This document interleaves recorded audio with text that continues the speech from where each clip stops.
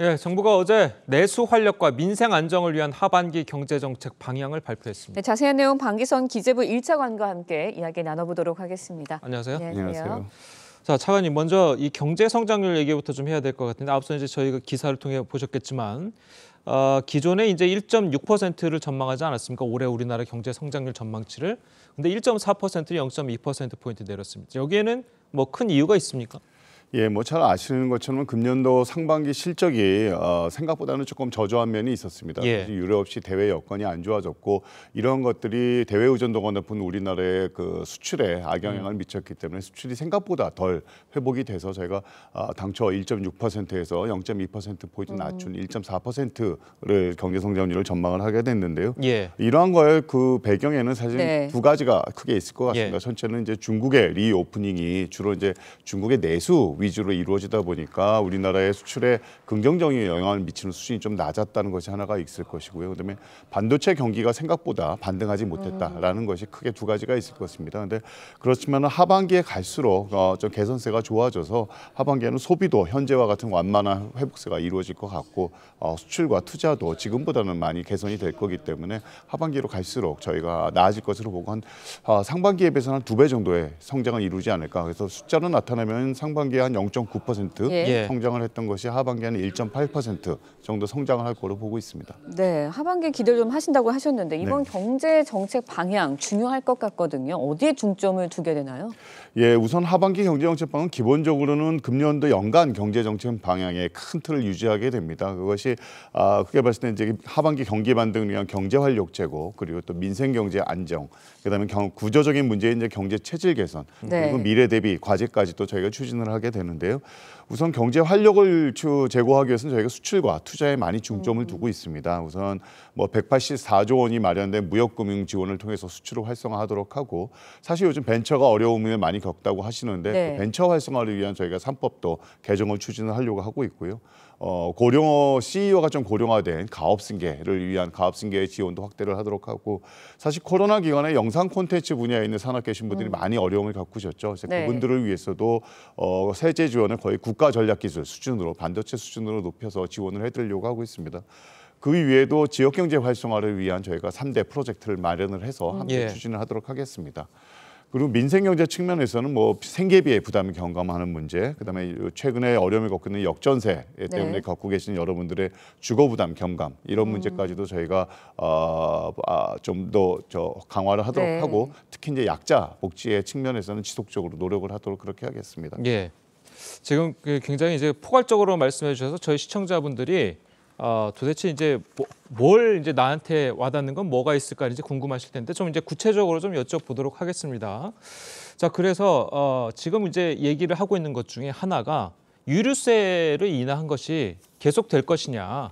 자, 이 문제거든요. 지금 우리들 이제 시민들 입장에서는 기름값이 뭐 10원, 20원 오르는 거에 굉장히 부담을 많이 가기 때문에 이 유류세 인하한 것이 도대체 언제까지 계속 이어갈 것이냐. 자, 이게 궁금한 겁니다. 어떻게 좀 하실 겁니까? 유류세 경우에는 저희가 이제 이제 휘발유 경우에는 한 25%, 예. 경유와 경유에 대한 37%까지 이제 낮춘 조치를 추진을 하고 있는데요. 예. 이게 현재 8월까지로 돼 있습니다. 근데 이게 최근에 사실 보시겠지만 이제 세계적으로 유가들이 많이 예. 낮아지고 있는 상황인 거죠. 사실 유류세를 낮췄을 때는 유가가 굉장히 높은 수준인데 요즘 뭐 70불대까지 떨어진 상황이기 때문에 예. 아직 한 기간이 2달 정도 남아 있기 때문에 그러니까요. 세계적인 유가의 흐름이라든가 또 현재 갖고 있는 우리나라의 물가 문제, 또 재정 상황 그리고 사실 국민들이 네. 지고 있는 부담 문제까지도 저희가 종합적으로 고려를 해서 마감이 되는 8월 이전에는 결정을 하도록 그렇게 하겠습니다. 차관님 생각해서는 어떻습니까? 뭐 올릴 거라고 생각하십니까? 아니면 좀 몇 달 더 연기를 하실 그건 겁니까? 뭐 그때 가서 상황을 봐야 될 것 같지 지금 말씀드리기 좀 어려울 것 같습니다. 알겠습니다. 네, 민생이나 고용 같은 대책에도 어떤 대책이 있을지 관심 있는 분들 많거든요. 어떻습니까? 민생 대책 같은 경우에는 아무래도 가장 중요한 거는 저는 물가 안정이라고 생각을 하고 있습니다. 그래서 네. 우선 물가의 안정을 안착시키기 위해서 생계 부담을 경감을 저희가 역점을 두고 있는데 우선 최근 들어서 이제 공공요금이 인상 요인들이 많았기 때문에 어쩔 수 없이 조금 올려야 되는 부분들이 있습니다. 저희가 상반기에는 기본적으로 공공요금은 다 동결을 한다라는 네. 구조였습니다만은 앞으로 하반기에는 그 인상을 최소화하도록 하겠고요. 그다음에 현재도 저희가 꾸준히 노력을 하고 있습니다. 농축수산물 같은 경우에는 뭐 여러 가지 계절적 요인들을 위해서 가격이 좀 오를 때가 있습니다. 그래서 그럴 경우에는 관세 인하를 통해서 저희가 원가 부담 완화를 하도록 하겠고요. 그 이외에도 뭐 사교육비 문제라든가 통신비가 굉장히 또 부담이 크지 않습니까? 더 통신비 경감을 위한 문제들, 그리고 에너지 요금을 좀 그 캐시백을 좀 더 확대를 해서 저희가 전기 요금에 대한 어려움과 가스 요금에 대한 어려움을 조금 더 덜어드리도록 하겠고요. 특히 이제 주거비 같은 경우에는 저희가 임대차 시장 안정하고 주거비 부담 완화를 위해서 노력을 할 텐데 최근에 앞서 말씀드린 역전세 문제가 있어서 그런 역전세에 대해서 집주인이 전세 보증금을 예. 반환하지 못하는 경우에 대해서는 DSR 금융 대출 규제를 좀 완화를 해서 결국은 전세 세입자들이 피해를 보지 않도록 저희가 노력을 하도록 하겠고요. 주택 구입이나 전세 자금 같은 경우에도 추가로 확대를 하도록 하고 특히 그 청약저축이나 주택담보대출의 이자 소득 공제도 확대를 하도록 그렇게 하겠습니다. 예, 알겠습니다. 네. 지금 뭐 또 다시 또 얘기가 좀 포괄적으로 갔는데 좀 그 궁금한 거는 좀 이렇게 좀 핀포인트적으로 좀 여쭤봐야 될 것 같아요. 그래서 아까 이제 제가 이제 유류세를 좀 여쭤봤었는데 이제 종부세 관련해서도 이제 정부가 이제 추진하고 있는 게 지금 종부세 공정가액 비율이 지금 60%죠. 지금 현재 비율이 예, 그렇습니다. 60%라서 지금 집값의 60%만 이제 종부세 가격으로 이제 지급이 되는데 그거를 원래는 이제 세수 확보 차원에서 이제 올해 하반기는 한 80%까지 올릴 것이다 이렇게 예상을 하시는 분들이 많았어요. 그래서 종부세가 하반기에는 좀 많이 오를 것이다라고 예상을 했었는데 그대로 또 60%를 유지하시기로 했습니다. 자, 그래서 일각에서는 굉장히 이 세수도 이제 우리나라 세수도 굉장히 부족한데 이렇게 정부로 그렇게 정책을 좀 그 여론 중심으로 가져가는 것 아니냐. 자, 이렇게 걱정하시는 분들도 있거든요. 종부세 같은 경우에는 지난 5년간 사실 한 10배 가까이 올랐었습니다. 예. 그러니까 저희가 17년도에 4천억이 세수였던 것이 21년도에 4조까지 올랐고요. 그게 이제 작년도에 낮추려고 노력을 했습니다만 사실 여러 가지 법적 제약으로 네. 3.3조까지 올랐었습니다. 근데 작년에 저희가 국민들께 약속을 드린 것이 뭐냐면 2020년 수준으로 종부세를 낮추겠다고 약속을 드렸었습니다. 예. 근데 말씀하신 대로 작년에는 법적 제약 때문에 그게 이루지 못했고요.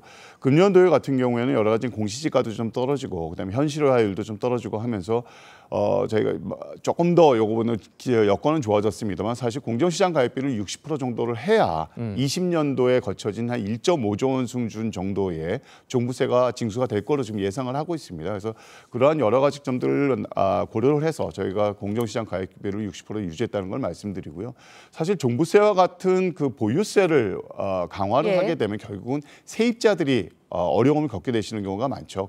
그 부담이 전가가 돼서 그래서 그러한 점도 적극적으로 고려를 했다는 걸 말씀드립니다. 알겠습니다. 네, 그런가 하면 또 눈에 띄는 부분이 결혼할 때 이제 신랑 신부가 부모로부터 각각 5천만 원씩을 증여세 공여를 받는다, 공제를 받을 수 있다라는 제도인데 그렇게 되면 아무래도 한도를 높이는 건데 여유가 있는 계층한테만 좀 혜택을 주는 거 아니냐 이런 지적도 있거든요. 그러니까 기존에 지금은 5천만 원까지 이제 부모가 받는 것에서 이제 세금이 없었잖아요. 네네. 그 증여세가 없었는데 네. 이 결혼하는 사람에 한해서죠. 이 결혼하는 사람에 한해서 1억 5천만 원까지 이제 좀 늘려준다는 제도인 것 같은데 이게 이제 결혼하는 사람들에 대한 이제 형평성 문제도 있을 것이고 그리고 아예 부모로부터 돈을 받지 못하는 사람, 자 그런 사람들의 상대적 박탈감도 있을 수 있거든요.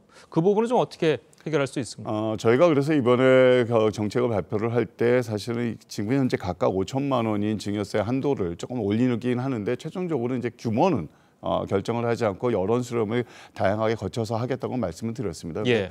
앞서 말씀드린 저희가 이제 한때는 1년에 한 100만 정도의 신생아가 태어나던 것이 현재 한 25만 정도 수준으로 4분의 1 수준으로 떨어졌지 않습니까? 예. 그렇기 때문에 이 출산과 결혼을 위해서 조금이라도 보탬이 되는 정책을 하고자 저희가 나온 정책적 아이디어라고 생각을 해주시면 될 것 같고요. 그리고 이 5천만 원이라는 그 한계가 사실은 14년도에 결정이 되고 10년 동안 네. 움직이지가 않았었습니다. 그러니까 여러 가지 물가 상승률이나 이런 거를 감안을 하게 되면은 조금은 올릴 때가 됐습니다만 저희가 증여세나 상속세의 전반적인 개편은 작업은 지금 진행 중인데 그게 이제 내년쯤 돼서 완성이 될 거기 때문에 올해 일단 급하게 이 떨어지는 출산율을 조금이라도 올리고자 저희가 그런 아이디어를 내놨다는 것이고요. 그거에 대해서는 뭐 여러 가지 경제 상황이라든가 여러 수렴을 거쳐서 저희가 최종적으로 규모를 정할 것이고 다만 한 가지 좀 참고할 것은 일본 같은 경우에도 한 18세에서 50세 사이에 있는 분들에 대해서는 결혼이나 육아자금 용도를 쓸 경우에는 증여받는 재산이 예. 조금 더 추가로 공제된다는 제도가 있다는 걸 말씀드립니다. 네. 예, 알겠습니다. 자, 올해 하반기 경제가 이제 정말 차관님 말대로 잘 살아났으면 좋겠습니다. 오늘 말씀 감사합니다. 고맙습니다. 예, 고맙습니다.